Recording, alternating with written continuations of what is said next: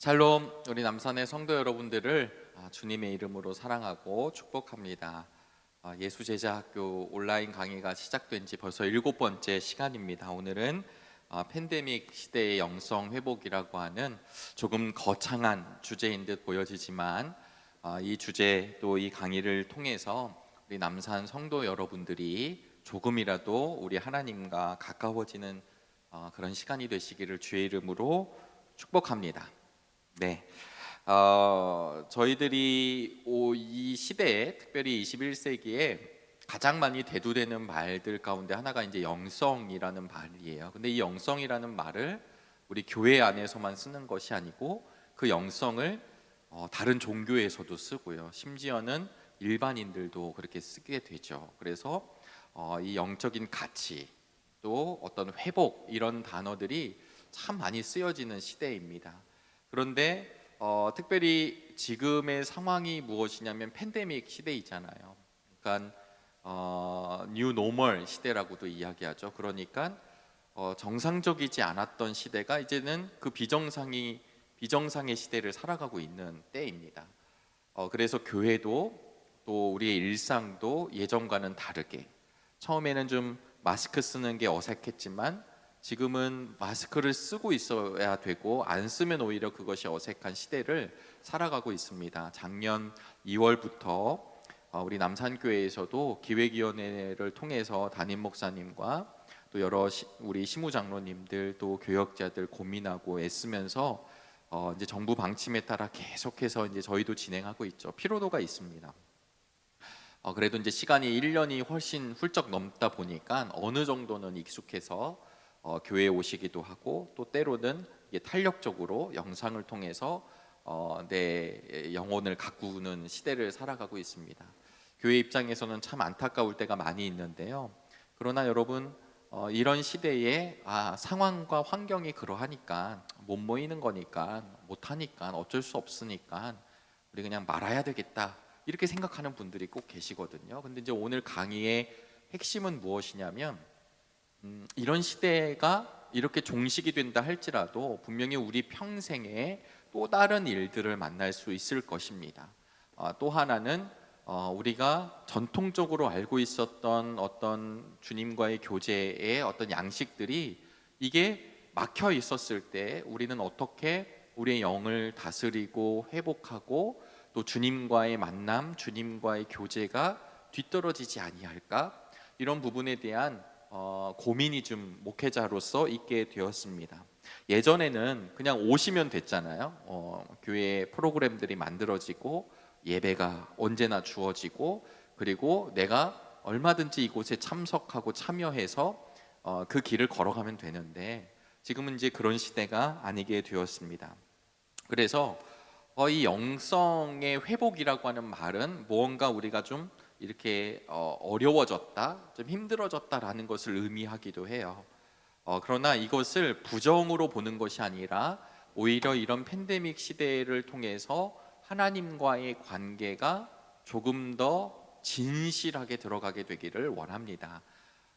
그냥 제가 이제 말씀을 전하다 보면 우리 목사님들이 늘 그런 이야기를 해요. 어떤 이야기냐면 여러분 우리 자녀들을 양육하거나 아니면 교회에서 예배를 드리거나 무언가를 설명하게 될 때 정말 그 말을 내가 잘 듣겠노라고 하시는 분들의 태도와 그냥 어쩔 수 없이 와서 앉아 계신 분들의 태도는 분명히 다릅니다. 그 태도를 통해 100%는 아니지만 그래도 저분이 이것을 은혜를 받고 있구나 아니면 그냥 시간을 때우고 계시구나 이 정도는 이 목회를 하면 할수록 조금씩 알아갈 수 있다라는 거예요. 예전에는 그냥 온 것으로 대치되고 끝났지만 요즘 시대에는 내가 나 스스로 나의 영성을 생각해 보면서 걸어가야 되는 때라고 하는 것입니다. 영성이라고 하는 게 결국은 무엇이냐면 아주 간단하게 이 영성을 정의해 보면 하나님과의 관계입니다. 기독교 영성이라고 하는 건 결국은 무엇이냐면 하나님과의 관계가 온전히 걸어가고 있는가? 아무리 코로나19가 활기를 치고 어렵다 할지라도 오늘 이 강의를 듣고 있는 우리 남산 성도 여러분들은 하나님과의 관계가 끈끈하십니까? 저는 이것을 먼저 묻고 싶어요. 그래서 이 영성을 아시려면 처음에 무엇을 아셔야 되냐면 하나님이 우리를 부르셨다는 사실에 대답을 하셔야 됩니다. 하나님은 저와 여러분들을 부르셨어요.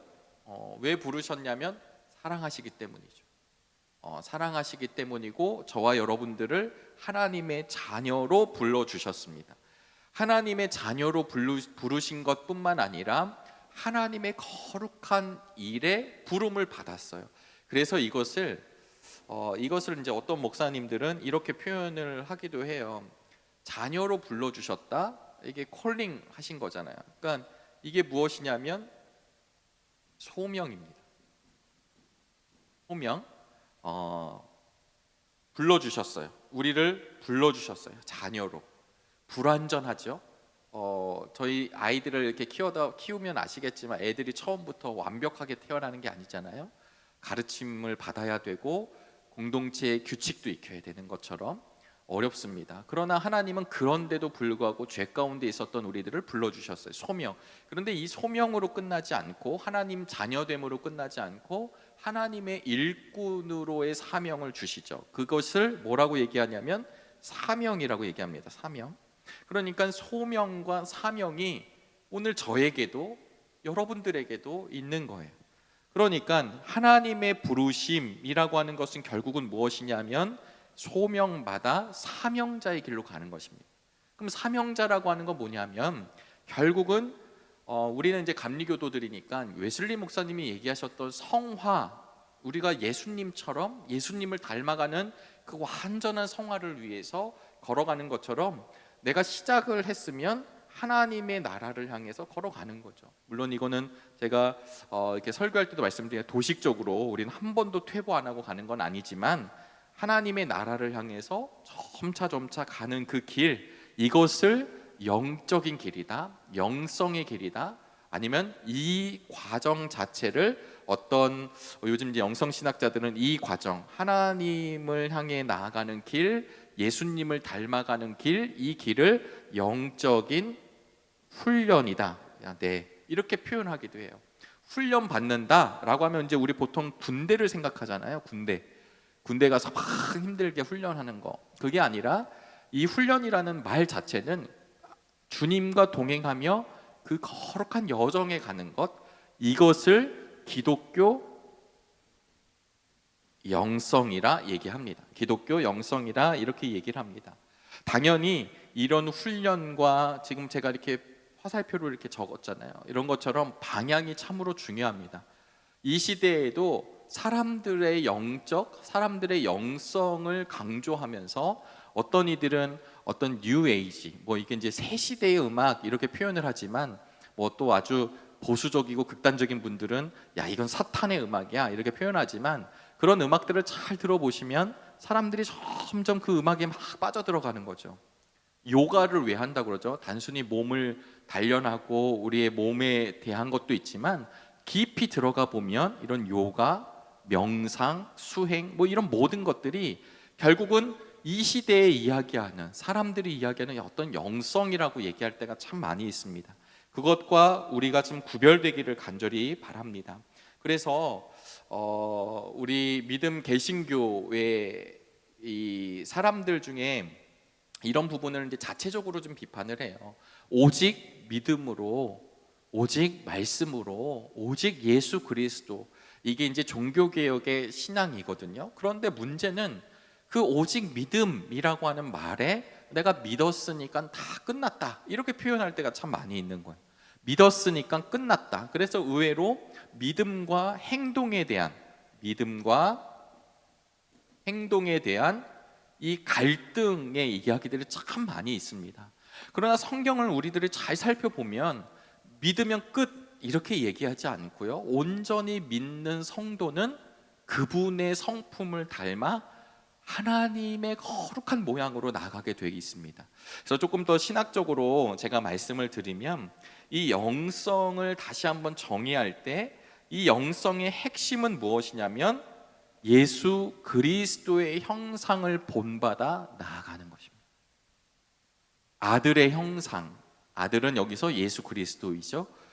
우리 주님의 형상을 본받는 그 끊임없는 길, 과정, 이것이 바로 영성의 길이다. 여러분 이렇게 기억해 주시면 좋겠습니다. 저도 언젠가 사역을 하고 있는데요, 어떤 목사님이 저에게 행복하니? 이렇게 물으신 적이 있어요. 제가 그 말을 받아서 오늘 강의를 함께 나누고 있는 여러분들에게도 한번 던지고 싶네요. 여러분들 행복하십니까? 아무리 우리가 팬데믹 시대를 살아가고 뭐 정치 혼란하고 뭐 경제도 어렵다 이야기하고 뭐 이게 나라냐 이러기도 하지만, 그러나 지금 이 강의를 듣고 있는 여러분들은 행복하십니까?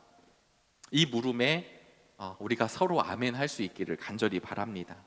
예수님이 우리를 이 땅에, 하나님이 우리를 이 땅에 보내주시고 우리 주님을 통해, 예수님을 통해 구원의 백성이 되게 하시고, 그리고 일평생 그분과 동행하며 걸어가는 이 과정이 저와 여러분들한테 엄청난 짐이 아니라 사실은 그 길 자체가 행복의 길이라고 하는 거죠. 장신대 유해룡이라고 하는 교수님이 계신데요, 이 교수님이 지금은 이제 모세골 공동체 교회를 목회를 하고 계신데, 이 목사님이 뭐 우리나라의 1호 영성 신학자라고 이야기합니다. 이분의 강의를 좀 듣고 이분의 저서들을 좀 살펴보니까 이분이 핵심적으로 얘기하는 것이 이런 얘기더라고요. 여러분 행복하시냐고. 이 순간과 지금 여기에서 하나님의 임재를 경험하고 우리 하나님과 동행하고 계십니까? 라는 것을 학문적으로나 아니면 또 교회에서 많은 강의나 세미나를 통해서 말씀해 주시는 것을 보게 되었습니다. 제가 그 말을 좀 이어받아서, 정말 여러분들은 오늘 이 시대를 살아가고 있을 때 행복하십니까? 우리의 목적과 방향이 맞으면 행복하게 그 길을 걸어갈 수 있는 것입니다. 그런데 중요한 것은 우리 인간의 과정, 인간의 삶이 온전하지 못하다라는 것이 성경의 증언이에요. 네, 창세기를 보시면 너무 아름답게 이 세상이 창조되고 저와 여러분들이 창조되었는데, 2장 3장에 넘어가 보시면 이 죄로 말미암아 하나님과 우리 인간들 사이의 관계의 틀어짐, 관계의 깨짐, 결국은 그 관계의 깨짐을 예수 그리스도를 통해서 이어지게 되고, 저와 여러분들이 영원한 멸망과 저주의 죽음의 길이 아닌 영원한 생명의 길로 옮기어졌음을 고백하는 이들이 그리스도인들이죠. 그러니까 이 깨어져 있는 본성, 그러니까 예수 그리스도의 본성을 회복하는 길이 영성이라고 제가 지금 말씀을 드렸는데, 그러다 보니까 어떤 일이 벌어지냐면 방향이 헷갈리는 거예요. 사람들이 이 영적인 길이 어디에 있는지에 대한 방향이 헷갈려지게 되어 있습니다. 하나님이 저와 여러분들을 창조하신 이유는 어떤 이유가 있을까요? 하나님이 저와 여러분들을 왜 창조하셨을까요? 네, 우리가 이 팬데믹 시대를 바라보면서 조금 진지하게 이야기를 하고 있지만, 하나님이 저와 여러분들을 왜 창조하셨을까요? 창조하신 이유는 하나님의 사랑이 넘치기 때문입니다. 하나님의 사랑이 넘치기 때문이에요. 그래서 이 하나님의 사랑의 넘침, 이것을 조금 이제 신학적으로는 아주 우리가 잘 쓰는 표현이지만 하나님의 사랑이 넘치는 거잖아요. 우리가 이제 이렇게, 제가 이렇게 컵을 들고 있습니다. 여기 컵에 이제 물이 담겨져 있잖아요. 여기에 이제 물을 콸콸콸콸 부으면 물이 계속해서 쌓여지는 게 아니라 밑으로 흘러가게 되어 있습니다. 이것을 이제 옛날 신학자들은 하나님의 사랑이 흘러가는 것을 이런 식으로 표현을 했거든요. 그러니까 이게 뭐냐면 자연스럽게 하나님의 사랑이 분출되고 흘러내리게 되고 내려감으로 말미암아 저와 여러분들을 창조하셨다라는 거예요. 자기의 사랑을 이렇게 내어 맡기신 거죠. 그런 존재들이 저와 여러분들이라는 사실을 꼭 기억하시기를 간절히 바랍니다. 오직 사람들만이 그런 자아를 가지고 있어서 하나님의 사랑을 인식할 수 있어요. 그래서 하나님의 사랑, 하나님의 은혜가 절대적이다라는 것, 그리고 이것은 어떤 대가가 없다라고 하는 것을 우리는 인식할 수 있다라는 게 이 피조물들입니다. 그런데 문제는 우리의 심령 안에 죄, 그 잘못 된 생각과 마음들 때문에요, 하나님의 사랑에 내어주심을 온전히 받아들이지 못하고 있는 사람 상태라고 하는 거예요. 그래서 우리가 영성을 회복한다라고 한다는 말은요, 그러니까 아주 단순하게는 기도하고 뭐 예배드리고 이렇게 우리가 표현할 수 있지만, 조금 더 깊게 들어가 보면 하나님이 부어주시는 사랑을 온전히 받아들이고, 그 하나님의 사랑이 또 예수 그리스도이시잖아요. 그 예수 그리스도를 받아들이고 믿음으로 말미암아 누리게 되는 것, 무조건적인 은혜, 다함 없는 사랑, 이런 것들을 하게 되는 거죠. 그래서 세상의 정치가들은 무엇을 공약하나요? 사람들에게 경제에 대해서, 정치에 대해서, 아니면 어떤 힘에 대해서 분명히 이야기하지만, 하나님의 잃어버린 열정, 하나님의 잃어버린 본성을 회복하는 성도들은 그 마음 한복판에 세속의 가치를 실현해내는 사람들이 아니라 하나님의 사랑, 하나님의 섬김, 하나님의 나눔이 흘러가게 되어 있다라는 것이요. 저는 우리 남산의 성도 여러분들이 하나님의 사랑이 흘러가는 통로가 되기를 주의 이름으로 소망합니다. 하나님의 사랑이 흘러간다, 하나님의 사랑이 흘러간다. 그럼 이제 무슨 얘기가 되냐면, 하나님의 사랑이 우리 성도들을 통해, 하나님의 사랑이 우리 성도들을 통해 드러날 수 있게 되기를 바랍니다. 드러남. 이것을 어떤 분들은 가시화 이렇게도 표현을 하지요. 하나님의 사랑이 저와 여러분들의 삶을 통해 드러나게 되는 은혜, 그랬었을 때 무엇이 일어나냐면, 하나님의 사랑이 더 구체적으로 표현되고 이 땅 가운데 영적인 능력이 충만해지기 시작한다라는 것입니다. 그러면 무슨 일이 벌어지느냐? 이 성도는 나라고 하는, 내 자신이라고 하는 중심에서 너에게, 우리에게 점점 확대되죠. 예수님이 걸어가셨던 그 길, 예수님이 우리에게 보여주셨던 그 길로 우리의 인생이 점점 확대되는 것입니다. 방금 말씀드렸던 그 유혜룡 교수님의 표현으로 제가 잠깐 설명드리면, 비영성적이라고 하는 것은 이렇게 그분은 표기하시더라고요. 뭐라고 표기하냐면, 영성적인 것은 자기를 초월해 나가는 거예요. 자기를 초월하고 초월하신 하나님과의 만남, 그리고 그분의 사랑이 흘러가는 것. 그러나 비영성적인 사람들은 무엇이냐면 자기 몰두를 한다는 거죠. 자기 몰두, 자기에게 중심합니다. 내 자신으로 사고하고 해석하고, 그리고 조금도 그 앞을 나아가지 않는 것, 이런 것이 이 영성적의 반대, 비영성적이라 이렇게 얘기하는 것입니다. 팬데믹 시대라고 이야기하지만 우리의 영성이 회복된다라고 하는 첫 번째 키워드는 바로 하나님의 사랑을 경험하는 것입니다. 하나님의 사랑을 누리고 하나님의 사랑을 깨닫고, 그래서 그 하나님의 사랑과 하나님의 거룩한 부르심이 나에게 임했다라는 것을 경험한 뒤에 내가 예수님과 그 길을 걸어가는 것이라고 하는 것입니다. 그래서 많은 영성 신학자들, 영성가들, 그리고 영성에 대해서 이야기하시는 목사님들은 이 모든 과정이 결국은 어디로 귀결이 되냐면 우리의 일상으로 귀결이 됩니다. 일상. 우리의 일상. 여러분들은 늘 이렇게 예수님과의 동행을 경험하고 계십니까? 이 시간이 소중하고, 오늘 누구와의 만남도 소중하고, 우리에게 맡겨진 사명도 소중하고, 우리에게 맡겨주시고 만나게 해주신 이 교회도 너무나도 소중하고, 더 근본적으로 하나님이 나에게 믿음과 신앙을 주신 것이 너무나도 소중하고, 비록 어렵고 힘들지만 그럼에도 불구하고 하나님의 사명을 감당하는 이 일이 귀하고, 여러분 그렇게 경험하며 살아가고 계십니까? 그러니까 다시 말씀드리면, 내가 그럼에도 불구하고 예수님과 동행하며 행복하다 이렇게 느끼는 성도들은 참 귀하게 그 길을 걸어가고 계신 것입니다. 그런데요, 이 팬데믹 시대를 맞이해서 저와 여러분들이 교회 이 성전에 예배당에 오는 것이 결코 자유롭지 못한 시대입니다. 지금은 좀 열려져 있지만 또다시 뭐 어떤 일이 벌어져 가지고 우리 목회자들만, 아니면 우리 시무 장로님들까지만 딱 이렇게 비대면으로 온라인 예배를 준비하게 되면 멈추게 되는 거죠.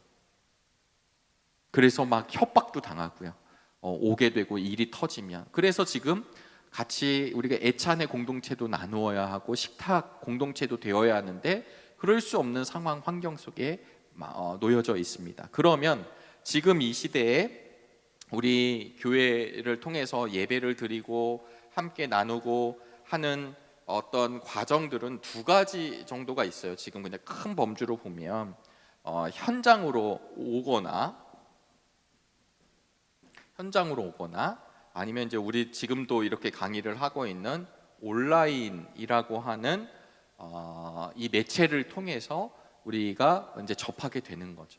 근데 제가 오늘 이 영성 회복이라고 하는 단어를 꺼내면서 여러분들한테 한번 소개해 드리고 싶은 좀 작가가 있습니다. 왜냐하면 저희들이 이렇게 현장에 왔느냐 온라인으로 들었느냐라고 이렇게 양분해서 사실은 이야기를 하지만, 그럼에도 불구하고 온라인으로 드린 것으로 만족하면 안 되는 이유가, 여러분 온라인을 드릴 때 더 많은 다양성이 우리가 유튜브 안에도 존재하거든요. 그러니까 뭐 우리가 예배 영상을 보더라도 우리 교회 예배 영상만 뜨는 게 아니라 다른 교회 예배 영상들도 막 뜨고요.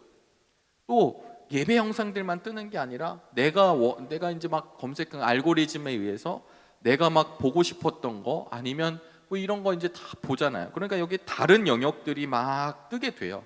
여러분 그런 경험 해보셨나요? 아이들이 초등학교 저학년만 하더라도 온라인 수업을 할 때 집중하기도 하지만 조금만 크면요, 한 창에는 이걸 띄워놓고 다른 창에는 다른 것을 보고 있기도 하고, 뭐 이게 유혹이죠. 안 보이니까. 그러니까 다른 말로 말씀드리면 온라인으로 정말 신실하게 진실하게 예배를 드리는 성도들에게 문제가 전혀 없습니다만, 그렇지 않을 때는 온라인으로 했어요 라고 얘기하는 순간 하나님과의 만남의 영역에 있어서 방법은 이 방법을 썼지만 퇴보할 수 있다라는 거예요. 그런데 옛날에는 또 이렇게 우리 신앙의 형태를 이런 식으로 나누기도 했습니다. 뜨거운 교회야? 아니면 뭐 전통적 교회야? 네. 나는 뜨거운 쪽은 아니야.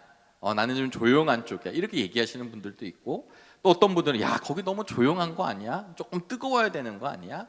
이제 이런 이야기도 하기도 합니다. 제가 이렇게도 예배드릴 수 있고 이런 영성에 대해서도 이야기를 드렸는데, 이렇게 잘 보시면 그냥 큰 범주 안에서 우리가 이야기를 하고 있습니다. 그냥 양분돼서 얘기하는 거죠. 근데 잘 보시면 이 모든 것, 우리가 보통 묵상 그러면은 어떤 사람들은 그냥 큐티 하는 방법만 묵상이다 라고 얘기하기도 합니다.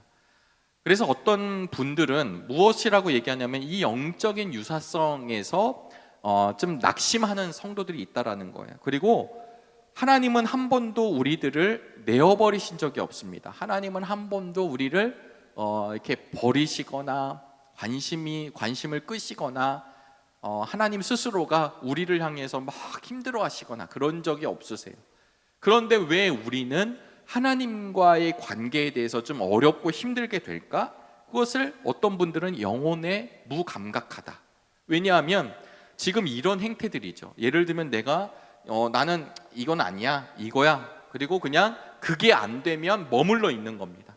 큐티 묵상하는 방법이 큐티야? 나 큐티 못해. 그럼 못하네. 안 해야지.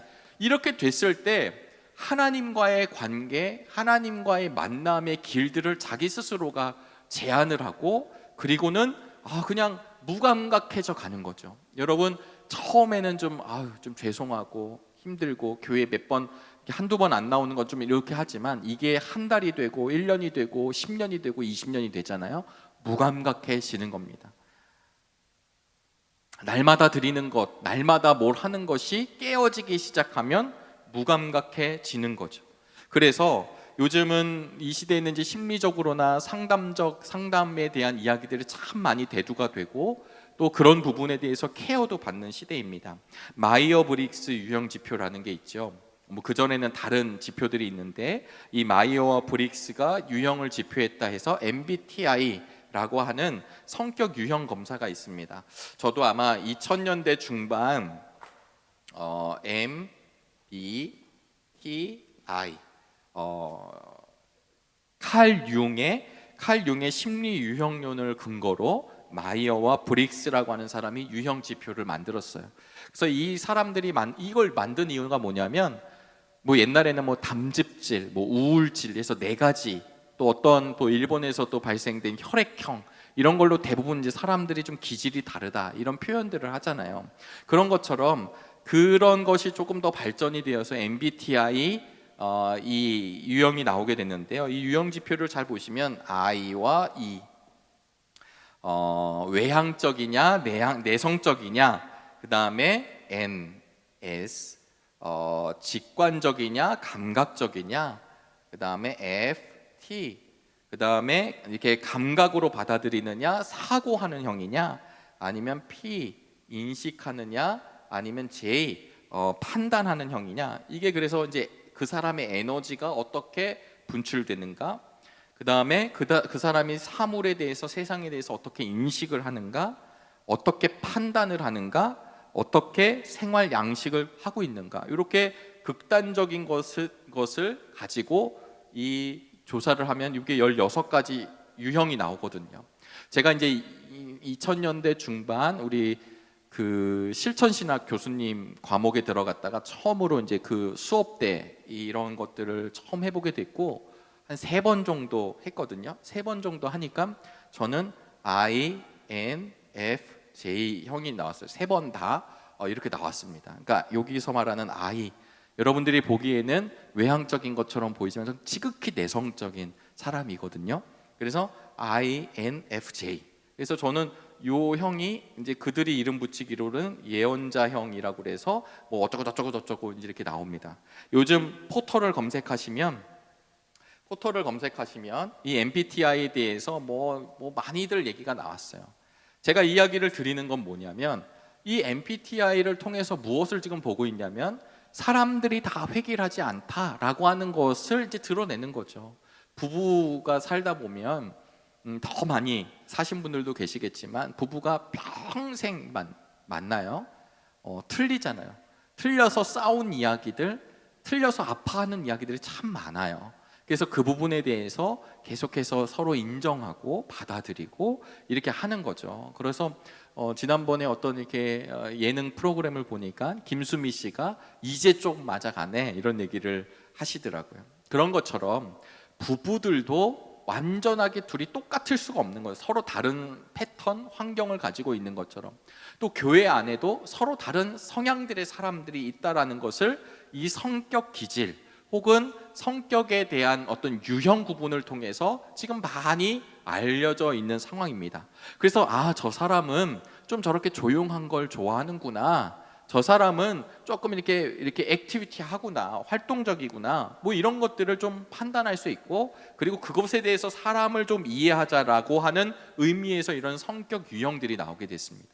마찬가지로 지금 제가 한 오래전부터 이제 보았던 책인데요. 뭐 제가 이렇게 화면에 다시 한번 띄워드리겠지만 이 책이 게리 토마스라고 하는 이제 영성 작가입니다. 이분에 대해서는 보통 복음주의 진영의, 우리 이제 개신교 진영의 헨리 나우엔이다라고 얘기할 정도로 이 부분이 이제 영적 기질이라는 단어를 좀 쓰면서 우리에게 이 다양성을 좀 이렇게 영적 기질, 자기가 사람들을 대하고 또 나 스스로도 이렇게 공부를 하고 하나님과의 묵상과 하나님과의 관계를 찾아가다 보니까 사람들마다 영적인 기질들이 좀 다르다라는 것을 느꼈고요. 그래서 이분은 이 책을 통해서 아홉 가지 성령의 열매처럼 9가지 영성의 기질들이 있더라. 물론 이게 정확하게 학계에 의해서 이거다라고 이제 우리 영성에 대한 영역이고 이게 초월적 영역이기 때문에 이것을 구분을 명확하게 한 건 아니지만 이분의 입장에서 보면 한 9가지 정도로 우리들 안에 영적인 기질들이 있다 이렇게 본 것입니다. 그래서 이 영적 기질을 그냥 단순히 내 생각, 싱킹으로 한 게 아니라 이분이 원래 교회사를 연구하시는 분이거든요. 그러니까 교회사를 연구하다 보니까 그 교회사의 전통들마다 그 영성의 다양함들을 발견하게 된 거예요. 그리고 나도 내 삶을 이렇게 살아가다 보니까 나도 좀 이쪽은 좀 강한데 이쪽은 좀 약하다라고 하는 것을 느끼게 되면서 최종적으로는 아까 일상의 영성이라고 말씀드렸잖아요. 이분은 이 9가지 기질들이 무엇인지를 소개하고 설명하면서 지금 이 시대의 성도들도 나는 이쪽이 좀 강하고 이쪽이 좀 약하니까 이 부분을 좀 개발해서 이걸 합력하게 되면 보다 더 우리 하나님을 닮아가는데 은혜가 될 것이다 이렇게 얘기를 한 것입니다.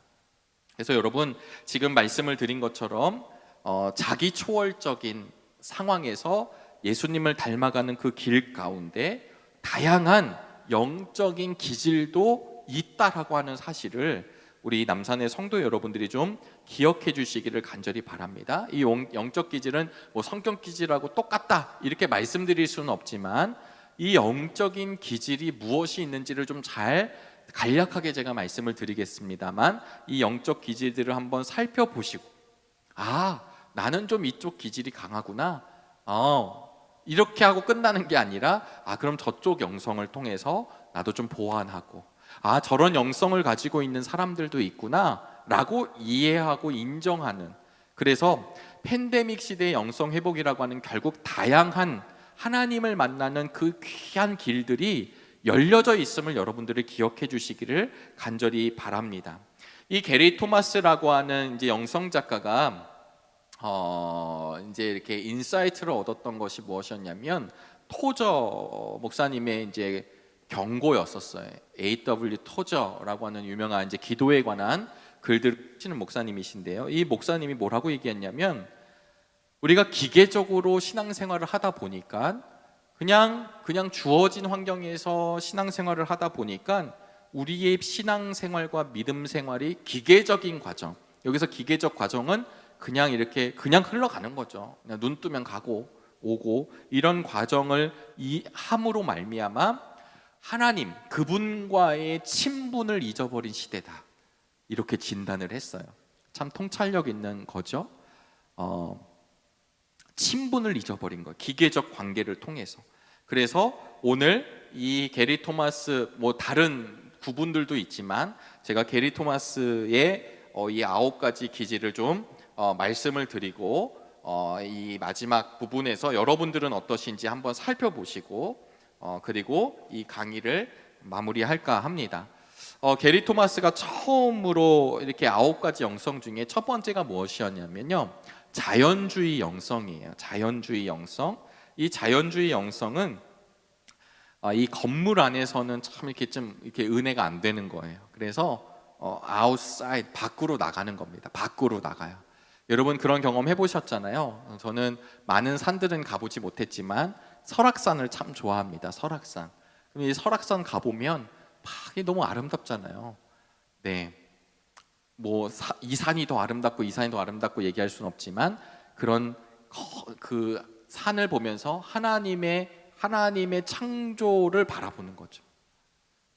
저는 나가보지 못했지만 어떤 분들은 에베레스트 산 같은데, 그리고 이 우주 비행사들의 대체적인 반응이 뭐냐면 저 우주에 가서 그 지구를 이렇게 다 바라봤을 때 이러지 않고 다 경탄하고 경이롭다라고 얘기하잖아요. 이런 걸 조금 이해해 보시면 좋을 것 같아요. 그래서 자연주의 영성이라고 하는 건 뭐냐면 야외에 나갔을 때 하나님을 사랑하는 그 믿음의 눈으로 하나님이 이렇게 창조하시고 나를 붙드시고, 그래서 그곳에서 찬양하는 거죠. 그곳에 가서 막 찬양을 하는 겁니다. 그래서 창조주가 누구신지를 믿고 깨닫는 그런 영성이에요. 그러나 제가 지금 말씀드리는 이런 영성들이 온전하고 완벽한 것은 아닙니다. 왜냐하면 하나의 덫이 있는데 이 자연 자체를 하나님으로 인식하는 순간 우상에 빠질 수 있잖아요. 산이 하나님은 아니거든요. 그 산을 보며 만드신 분을 기억하는 거죠. 마찬가지로 이 자연주의 영성에 너무 이렇게 들어가게 되면 홀로 다니는 겁니다. 홀로. 이렇게 공동체 생활이 아니라 홀로 갈 개인주의의 위험이 있고, 또 하나는 자연의 우상화를 이렇게 나도 모르는 사이에 진행될 수 있다라고 하는 것입니다. 그러니까 여러분, 그냥 요거 하나만 예를 들어보면 팬데믹 시대의 영성 회복, 오해는 하지 마시기를 바랍니다. 그러면 뭐 자연으로 가서 예배를 드리고 오라, 그러면 오늘은 좀 놀러 가도 되겠구나, 이런 뜻이 아니라 내가 방 안에서, 우리가 온라인 시대라고는 하지만 늘 방 안에만 있는 건 아니거든요.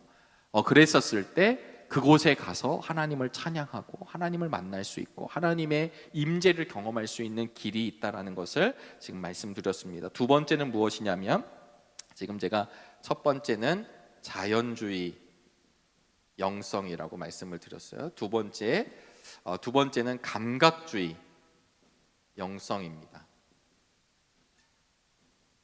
이 감각은요, 우리에게 이제 오감이 있잖아요. 이 오감이 무엇이냐면 청각, 듣는 것, 후각, 향기, 촉각, 터치하는 거죠. 그리고 시각, 보는 겁니다. 미각, 맛과 예배입니다.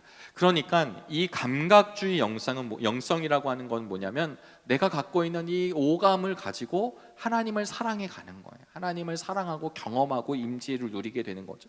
청각은 가장 이제 우리가 익숙합니다. 예배, 이제 음악 같은 거. 여러분, 예배에 이 음악이 하나도 없으면 조금 어색할 수 있잖아요. 우리 교회도 이 음악적인 부분들이 있는 것처럼, 그러니까 음악을 통해서 내가 계속해서 하나님을 임재를 경험하는 거예요. 후각, 우리 개신교 특히 전통에서는 이 후각에 대해서 쓰지 않지만 저쪽 정교회라든가 그다음 뭐 카톨릭이라든가 뭐 이쪽에서는 향도 피우고, 그래서 이 향기를 통해서 기억하는 거예요. 세 번째는 입맞춤이죠. 제가 성지순례 갔을 때 무엇을 느꼈냐면요, 성지순례를 갔었을 때 이제 카톨릭 교도들도 있었지만 다른 이제 그 성지순례하는 외국의 사람들이 무엇을 많이 하냐면, 한국 사람들은 이제 모여서 통성기도를 좀 많이 하고, 외국 사람, 그 다른 민족의 사람들은 이제 성상에 계속 터치하는 게 참 많더라고요. 만지고 키스를 하고. 그러니까 그게 그걸 왜 하나 이렇게 하는데, 뭐 교리적으로 하는 것도 있지만 그분들은 그것을 통해서 더 느끼게 되는 거예요. 여러분, 요즘에 이제 저희 교회에서도 예전에 새가족부에서 십자가를 나눠드렸는데, 이 십자가를 이렇게 손에 끼는 십자가 있죠. 이 십자가가 이게 그러나 안 그러나 큰 의미가 있냐 이렇게 얘기할지 모르지만, 십자가를 이렇게 내가 터치를 하면서 기도하는 거예요. 이것을 이제 촉각이라고 이야기할 수 있습니다. 시각은 뭐가 있을까요? 이제 시각은 보통 이콘들이나 성화. 저는 우리 교회에도 이제 이렇게 보시면 이렇게 스테인 글라스가 있습니다. 여러분, 예배를 드릴 때 옆 좌우에, 그다음에 저 뒤에 스테인 글라스가 있고요. 또 우리 교단에서는 이제 광림교회 같은 데 가면 스테인 글라스 이렇게 쫙 있죠. 그럴 때 막 교회 같고 그런 느낌들 보는 거죠. 이렇게. 또 하나는 이 부분에 좀 대표적인 사람이 누구냐면은 헨리 나우엔이에요. 헨리 나우엔이 렘브란트의 탕자의 귀향이라고 하는 그 성화를 보면서 엄청나게 묵상하고, 그 성화를 보면 볼수록 자기로 인식하죠. 그 탕자도 나였고, 뒤에서 좀 기분 나빠하고 있는 형도 나였고, 이런 것들을 보면서 이 헨리 나우엔이 렘브란트의 탕자의 귀향을 가지고 이제 책을 써서 지금도 많이 알려져 있습니다.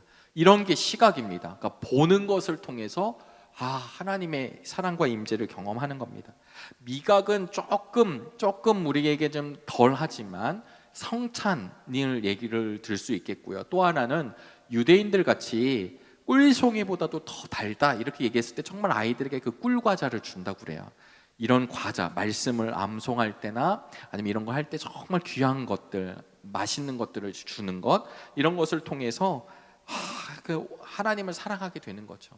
이거는 약간인 것처럼 느껴지지만 이런 내 감각을 가지고 하나님을 사랑하는 길에 대한 영성을 이야기했습니다.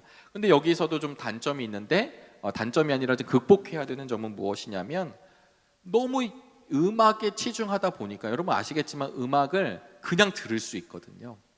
촉각을 그냥 터치할 수 있고요.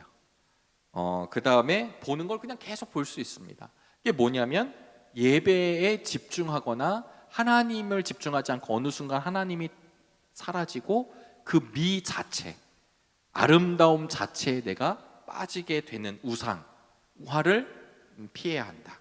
여러분 좀 동의가 되시나요? 그러니까 지금 이 영성들을 제가 말씀드리는 이유는, 이런 다양함이 있지만 한 가지가 완전하거나 완벽하거나 이걸 다 따라가야 된다는 이야기가 아닙니다. 세 번째는 우리 교회하고 좀 비슷한 전통주의 영성이라고 소개를 했어요. 전통주의 영성입니다. 이 전통주의는 말 그대로 반복되는 거죠. 우리의 주일 예배가 어쩌다 한 번씩 일어나는 게 아니라, 아무리 팬데믹 시대라고 하고 아무리 닫혀 있어도 우리 남산교회는 365일 새벽 기도회가 한 번도 멈춘 적이 없습니다. 네, 한 번도 없습니다. 한 번도 주일 예배가 멈춘 적이 없습니다.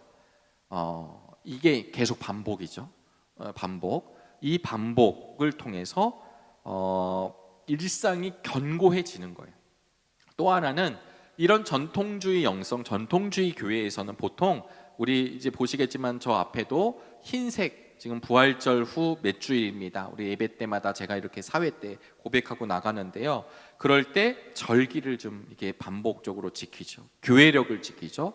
우리가 11월 마지막 주가 되면 이제 대강절, 대림절을 준비하고 성탄절을 기다리고, 성탄절이 끝나면 주현절이 오게 되고, 주현절이 끝나면 사순절이 오고, 사순절이 끝나면 부활절이 오고, 부활절이 끝나면 지금 저와 여러분들의 시간을 보내다가 성령 강림주의를 맞이하게 되고, 이렇게 해서 1년의 사이클, 교회력, 그 다음에 성례전, 우리가 예식을 할 때, 그 다음에 기도문, 이런 기도문들을 가지고, 그 다음에 어떤 심벌들, 이렇게 알파와 오메가 할 때 심벌, 그 다음에 예수 그리스도, 우리 목사님들이 쓰는 스툴들을 잘 보시면 거기에 이제 심벌들도 있습니다. 그러니까 이런 것들을 통해서 기억하게 하는 거예요. 하나님의 사랑을 기억하고 회복하고 붙드는 것. 그래서 이 전통주의 영성은 고리타분해 이렇게 느끼는 게 아니라, 그것을 통해서 날마다 내가 깨우치는 거예요. 여기에 유명한 일화가 하나가 있는데, 이런 상징들을 가지고 하나님의 사랑을 경험하는데, 보네퍼 목사님이 계십니다. 디트리 보네퍼 목사님, 나치 정권에 대항하시다가 순교하신, 히틀러에 의해 순교를 당한 그 보네퍼 목사님이 이런 이야기를 써요. 어떤 이야기를 쓰냐면, 자기와 같이 감옥에 gat혀 있는 그 죄수들이잖아요. 죄수들, 뭐 정치범이든 사상범이든 어쨌든 그런 사람들이 다 감옥에 있습니다. 독일로 막 그 연합군대가 공습해 오죠.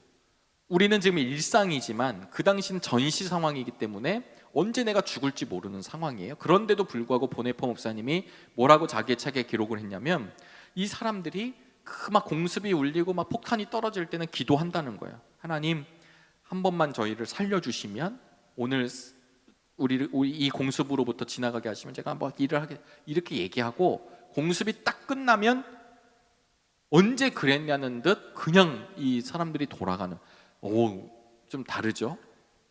우리 현실 속에선 그럴 수 있겠다 싶은데, 그 상황 속에서도. 그래서 보네퍼 목사님 뭐라고 얘기하냐면, 그 잊어버림이 이 죄인들의 형상이다라고 얘기하면서 기억하게 하는 것이 바로 이런 의식들, 상징들이라고 이야기했습니다.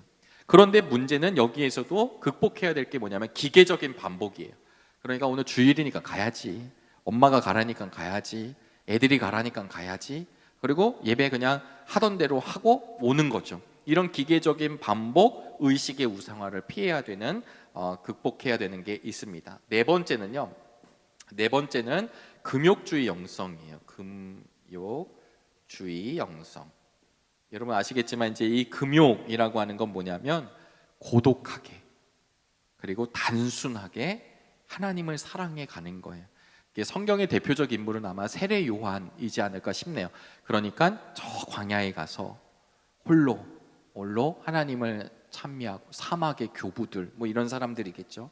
이런 사람들은 세속의 문화에 역행합니다. 그러니까 세속 문화라고 하는 것 자체는 하나님 우리에게 주어지었지만 세속적인 거죠. 그러니까 이 세속 문화로부터 자기를 지키고 그리고 홀로 그리고 고독하게 심플하게 하나님을 만나는 거예요.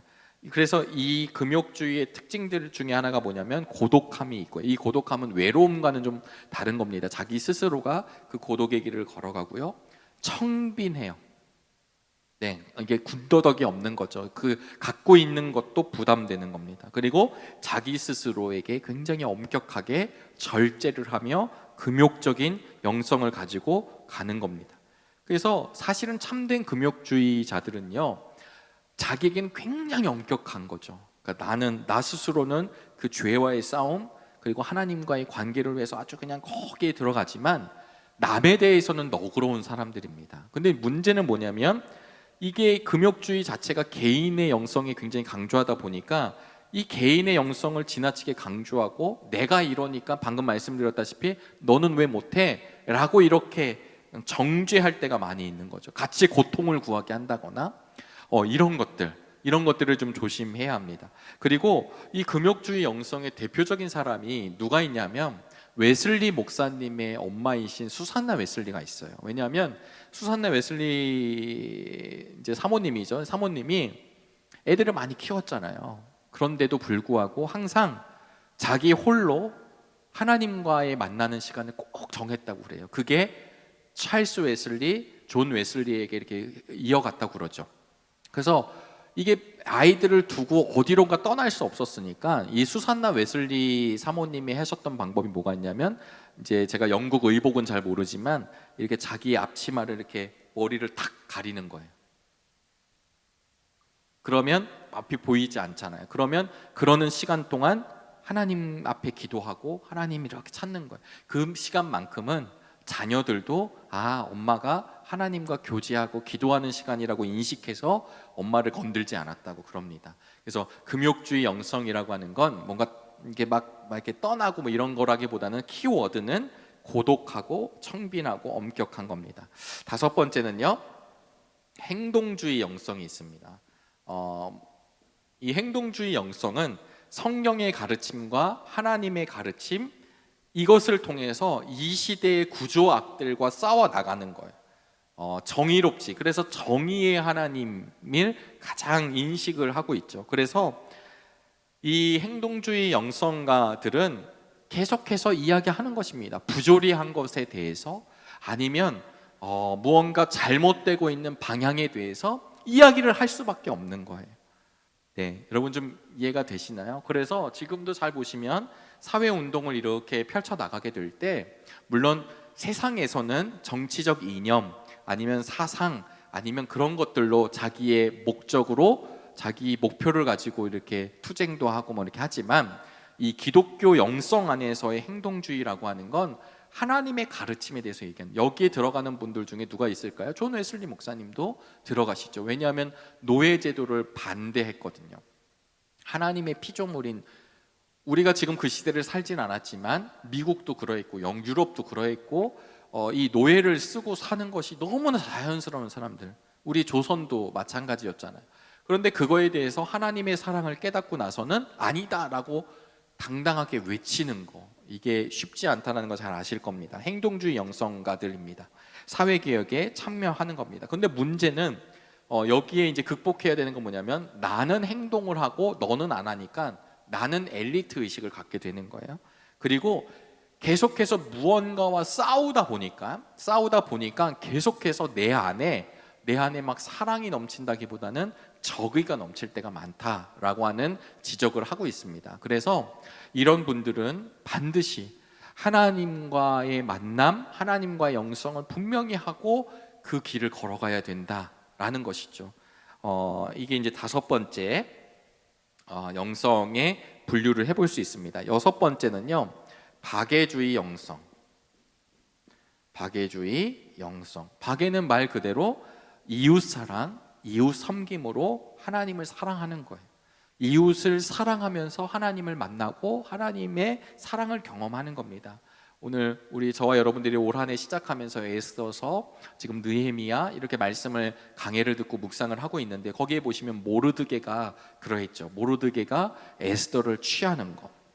우리가 잘 아시는 테레사 수녀님 같은 분들, 그냥 그 인도의 고아들이나 어려운 사람들을 위해 헌신하셨다, 뭐 이런 거죠. 이기적인 문화가 판을 치는 곳에서 남을 위해서 애를 쓰는 사람들이 있습니다. 그래서 구제하고 섬기고 이런 것들이 예배로 인식을 해요. 긍휼함. 여러분 절대로요. 옛날에 이제 지금 약간 영적 기질도 얘기하지만 요 한 전에 은사 테스트 같은 것들 많이 했었습니다.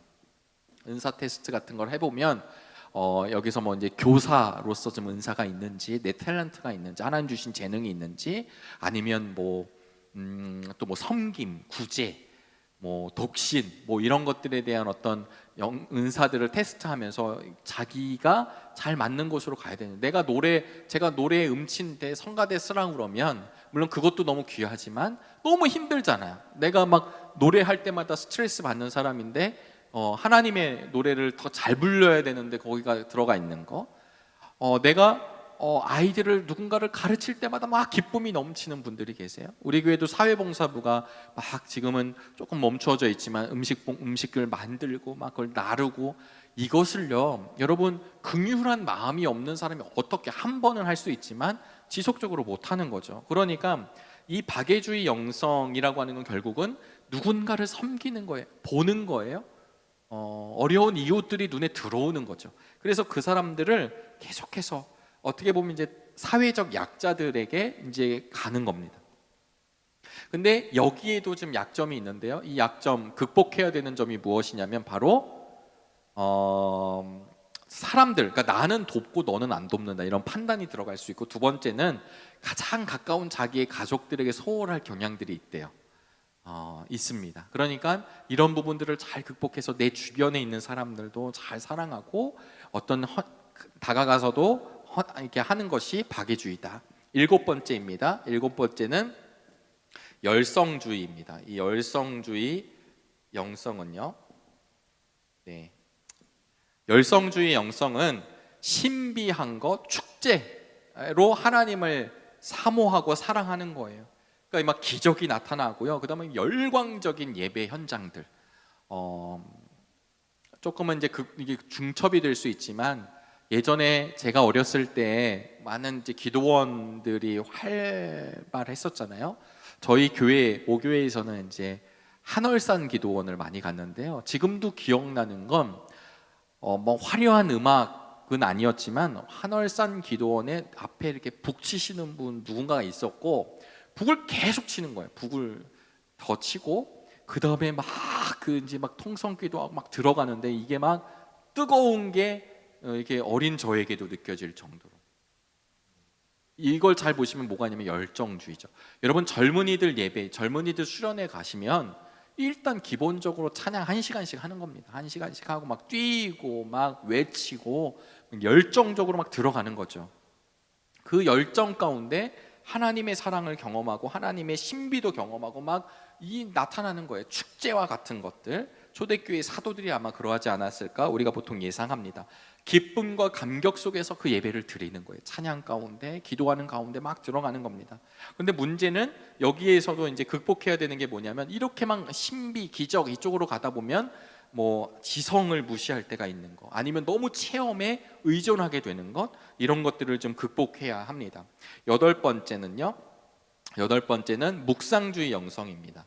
이 묵상주의는요, 지금 다시 한번 말씀드리지만 이 9가지의 영성을 나누는 거는 우리가 정확하게 이거다라고 얘기한다기보다는 오늘은 게리 토마스라고 하는 분이 이 정도 나눈 것을 소개하고 있습니다.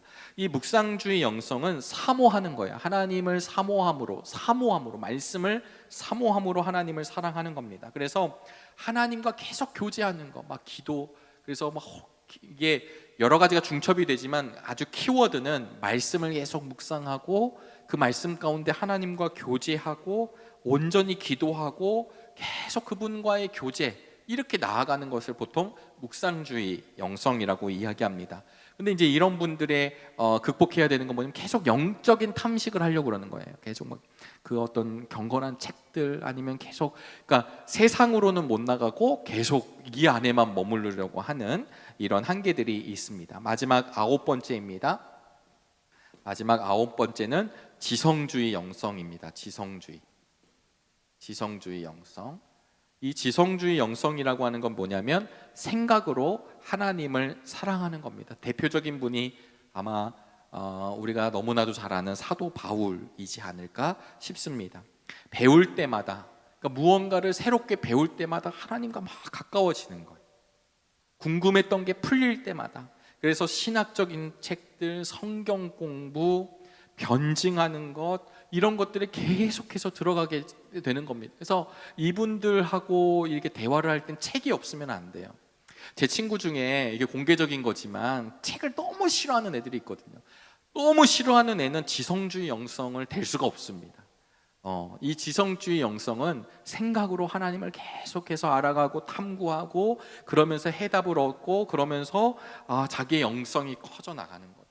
이런 분들이 이제 신학자들 공부하셔서 체계적으로 성립해 주시고 이렇게 나아가는 겁니다.